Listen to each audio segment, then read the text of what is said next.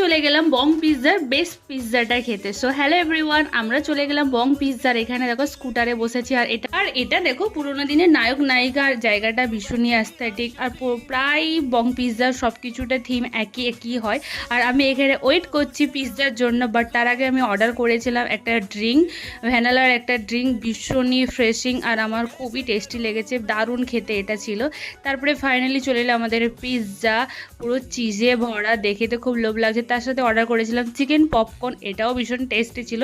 দেন আমি ফার্স্ট এক স্লাইস নিলাম, আর দেখো এখানে গাইস পুরো চিজে ভরা ছিল গাইস, ভীষণই টেস্টি ছিল, বাট প্রচণ্ড স্পাইসি ছিল। আর আমি একটুও স্পাইসি খেতে পারি না গাইস, খেয়ে তো আমার ঠোঁট জিভ সব জ্বলে গিয়েছিল, আমি তো একটু খেতে পাচ্ছিলাম না, খেতে খুবই ইচ্ছা করছিল, বাট প্রচণ্ড স্পাইসি ছিল। তোমরা কে কে গিয়েছো আর কি কি খেয়েছো অবশ্যই কমেন্টসে জানো। তো আজকের মতো এতটা, দেখা হচ্ছে নেক্সট ব্লগে, বাই। সবাই সুস্থ থেকো।